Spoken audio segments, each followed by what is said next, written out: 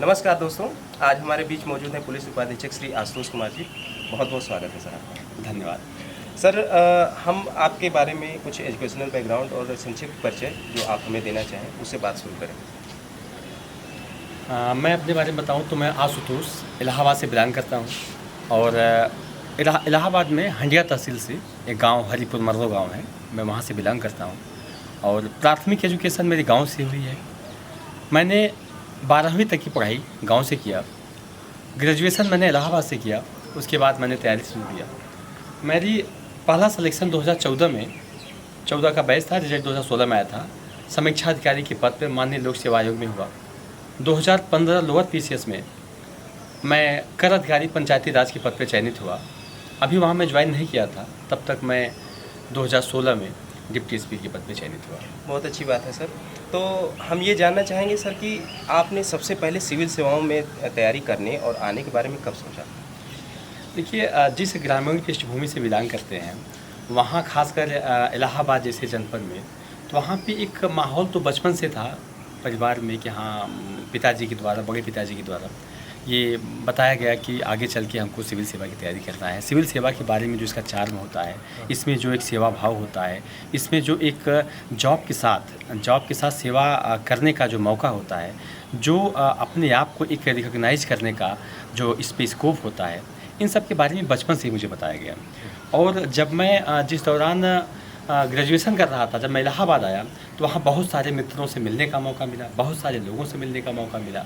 उसके बाद फिर मैं ग्रेजुएशन के साथ ही ये मन बना लिया था कि आगे चल के मुझे तैयारी करना है। तो सर इसी के साथ हम यह भी जानना चाहेंगे कि चूँकि आप इसके पहले सिलेक्टेड थे और आप नौकरी में भी थे, तो उसके बाद भी आप तैयारी में लगे रहे, तो ऐसे में आप किस प्रकार समय निकाल पाते थे? आपने अपने पढ़ाई को किस प्रकार मैनेज किया और क्या रणनीति आपकी थी तैयारी से संबंधित? देखिए, देखा जाए तो मैं इलाहाबाद में था, वहीं से बीएससी कर रहा था। तो ग्रेजुएशन के दौरान ही जो हॉस्टल के सीनियर थे, आज मैं लॉज में रह रहा था, वहाँ के सीनियर थे, उनके साथ मैं साथ में ही एनसीईआरटी की बुक पढ़ना शुरू कर दिया था। और जब मैं ग्रेजुएशन किया उसके बाद मैंने बीएड किया, बैचलर ऑफ एजुकेशन। साथ में एक सेल्फ फाइनेंस कॉलेज में मैं टीचिंग भी कर रहा था और साथ में पढ़ाई भी कर रहा था।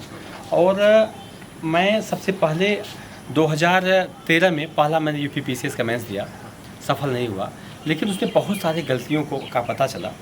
फिर प्रक्रिया चलता रहा। 2013 में मेंस दिया, असफल रहा। 14 में भी मेंस दिया, असफल रहा। 15 में भी मेंस दिया, असफल रहा। तमाम गलतियों को, अपने ही गलतियों को स्वतः ही पहचानता रहा और अपने गलतियों को खुद से दूर करता रहा। और उसके बाद जो है, इसी बीच में समीक्षा अधिकारी पे चयनित रहा और साथ में ऑफिस का भी काफ़ी सहयोग रहा कि पढ़ने का मौका मिलता रहा और मैं काम अपने पूरे निष्ठा से करता रहा।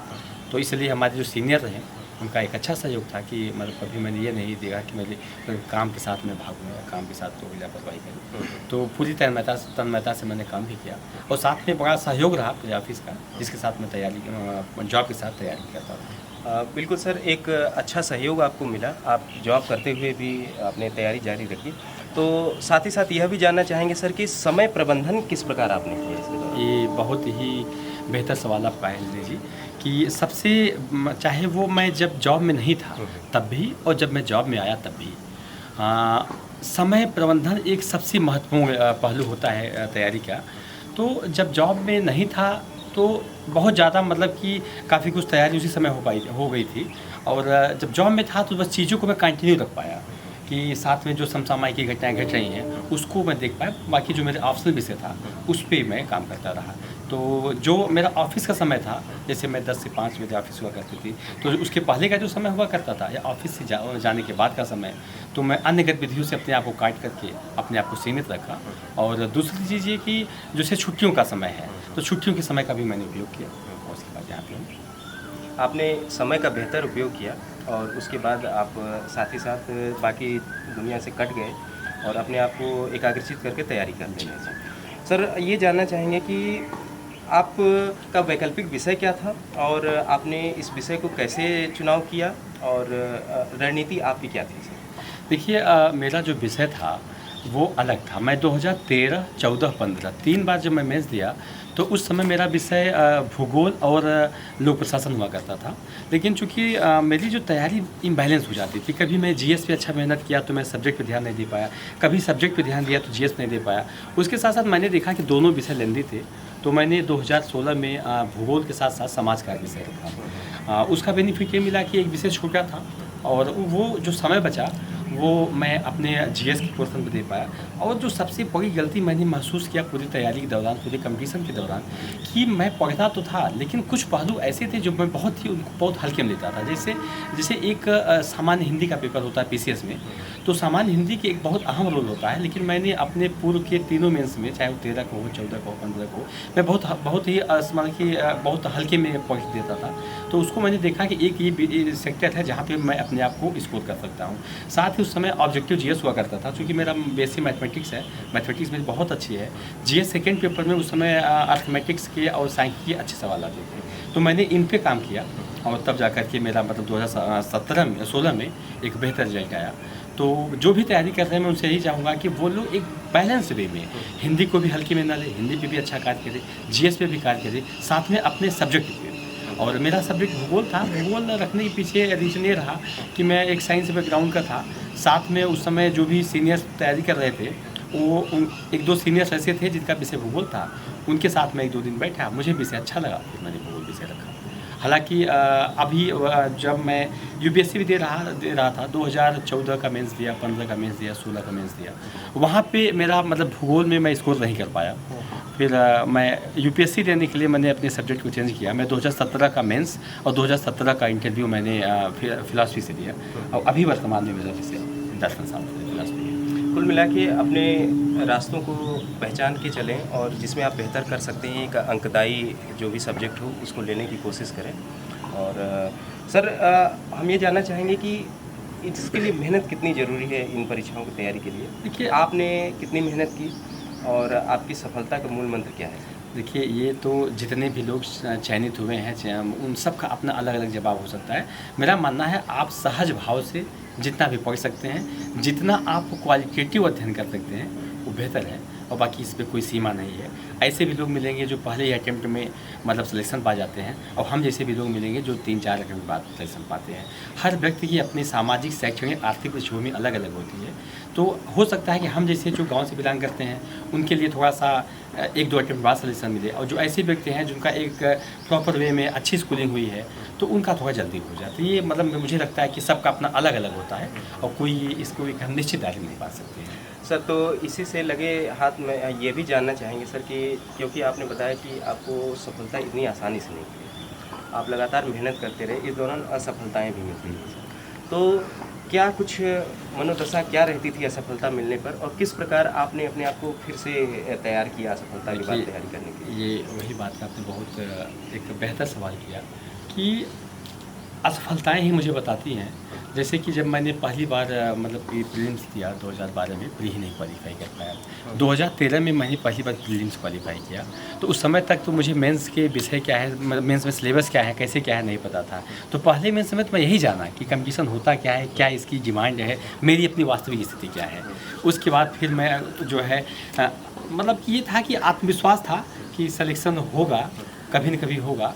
बाकी और रिजल्ट आता था, नहीं होता था। इनमें हमारे जो इष्ट मित्र हैं, जो हमारे संघर्ष के साथी रहे, उनका बड़ा सहयोग रहा। और इन सब के साथ मेरी माता जी का बड़ा मतलब एक मोरल जो था कि वो सदैव हमको उत्साहित करते रही कि नहीं लगे रहे, होगा। और दूसरी चीज़ मैंने ये महसूस किया कि लगातार प्री मेंस इंटरव्यू जो पिछले 3-4 सालों का दौर था, उसमें चाहे यूपीएससी हो या यूपीपीसीएस हो, उन सब में मैं खुद में व्यस्त रखा अपने आप को। तो मुझे सोचने का मौका ही नहीं मिला कि अगर आप स्वतः को खुद को व्यस्त सकते हैं, अगर रिजल्ट आया नहीं हुआ तब अगले 1-2 एग्जाम हुए रहते थे, उनका रिजल्ट आना बाकी रहता था, तो लगता था चलिए अगले में हो जाएगा। फिर कोई एग्जाम सामने मतलब लगा होता था तो फिर उस एग्जाम में लग जाता था। तो मैं सबसे बेहतर यही समझता हूँ कि अगर अपने आप को अपने मतलब कि पिछले जो एग्ज़ाम दिए हैं उसमें आप एनालिसिस कीजिए और देखिए कि कहाँ गलती रह गई है, अपने आप को व्यस्त रखें। मेरा सबसे मतलब खुद का मेरा तजुर्बा है। कुल मिला के आप अपने परिवारजनों को और अपने घनिष्ठ मित्रों को अपना एक आभार व्यक्त कर रहे हैं कि सफलता में उन्होंने काफ़ी सहायता नहीं, की। देखिए, मैं बताऊं, जिस समय मैं तैयारी के दौरान दिल्ली में था और उस दौर को भी देखा है कि रिजल्ट नहीं आ रहा था, तो उस समय वहाँ पे मित्र ही सहयोगी मतलब मेरे साथ में थे। मेरे जो भी मित्र थे उसमें मतलब उनका ही सहयोग था कि मतलब कि हम लोग हर तरह की परिस्थितियों को फेस कर लेते थे। तो नो डाउट मेरे मित्रों का बहुत ज़्यादा सहयोग रहा। और अगर मैं यहाँ पे हूँ तो मैं कह सकता हूँ कि ईश्वर का तो आशीर्वाद है ही, माँ बाप का आशीर्वाद है, गुरुओं का आशीर्वाद है। एक बहुत बड़ी भूमिका मेरे मित्रों का है। सर आपको इंटरव्यू यानी कि साक्षात्कार में काफ़ी अच्छे अंक प्राप्त हुए हैं और आपका व्यक्तित्व भी काफ़ी मुखर है। और तो इसी संबंध में हम जानना चाहते हैं कि इंटरव्यू आखिर क्या होता है, अभ्यर्थी को किस प्रकार की तैयारी उसके लिए करनी चाहिए ताकि उसको एक अच्छे अंक प्राप्त हो सकें। अंजनी जी, अब तक लगभग मैंने 5 इंटरव्यू दिया और ये ईश्वर की कृपा ही था कि हर इंटरव्यू में मेरे हाईएस्ट मार्क्स आए। और यहाँ तक कि जब मैंने उत्तराखंड पीसीएस का इंटरव्यू दिया था उसमें मुझे 145 मार्क्स मिले थे 200 में। और अपने चाहे यूपी पीसीएस में 4 इंटरव्यू दिए, उसमें भी मैं हाईएस्ट मार्क्स पाया। उसमें जो मैंने महसूस किया, सबसे पहले मैं सहज भाव में रहा। ईमानदारी से अगर सवाल का जवाब नहीं आ रहा है, ईमानदारी से मना किया, और अगर आ रहा है तो उसका जो मौलिक स्वरूप था, किताबी भाषा से हट करके जो एक मौलिक स्वरूप, मेरा जो ओपिनियन उसमें था उसको मैंने रखा। और उसके बाद जो अक्सर एक होता है कि इंटरव्यू हॉल का जो एक डर होता है वो मेरे साथ नहीं रहा। और जो जितने भी इंटरव्यू दिए हर बोर्ड का एक बहुत ही कोऑपरेटिव, बहुत ही सहयोग रहा।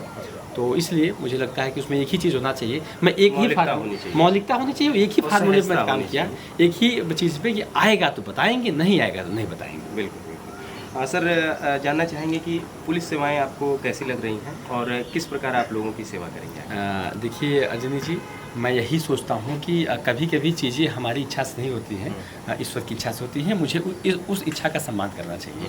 तो मैं इसके पहले जहाँ भी था पूरे मनोयोग से वहाँ भी काम किया और वहाँ भी इंजॉय किया, और यहाँ भी हूँ, यहाँ भी बेहतर करूँगा जितना मेरा बेहतर बेस्ट हो पाएगा।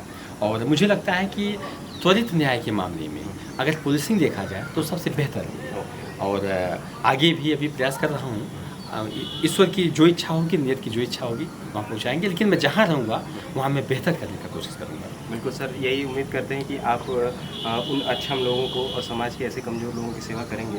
और आप जैसा कि आपने बताया कि अपना सबसे बेस्ट जो होगा वो आप देने की कोशिश करेंगे। सर आपने हमारे साथ बात की, लोगों को सुझाव दिया, हमारे अभ्यर्थियों को आपने सुझाव दिया, हम सदैव इसके आभारी रहेंगे। बहुत बहुत धन्यवाद सर, आप आए यहाँ पर और हमारे बीच में आपने जो चलिए धन्यवाद अंजनी जी। और जो भी लोग मतलब इसको देख रहे हैं या देखेंगे, उनसे मैं यही चाहूँगा, अगर तैयारी कर रहे हैं तो मुझे लगता है कि ऐसे अपवाद ही लोग होते हैं जो पहले या पहले अटेम्प्ट में हो जाते हैं। बाकी जो सामान्य पृष्ठभूमि से या सामान्य एजुकेशनल बैकग्राउंड से आते हैं, वो अगर मनोयोग से लगे रहें तो ये मेरा खुद का भी अनुभव है। और अपने बहुत सारे मित्र ऐसे हैं जो अलग अलग पदों पर चयनित हैं, उनका भी तजुर्बा है कि सिलेक्शन ज़रूर मिलता है, समय चाहे जो भी लगे। और इन्हीं के साथ बहुत बहुत शुभकामनाएं और आपको बहुत बहुत धन्यवाद। आपने काफ़ी महत्वपूर्ण संदेश जाते जाते हमारे अभ्यर्थियों को दिया है सर। आपका एक बार फिर से मैं धन्यवाद देता हूं और कामना करता हूं कि आपका भविष्य उज्जवल रहे सर। बहुत बहुत धन्यवाद। धन्यवाद।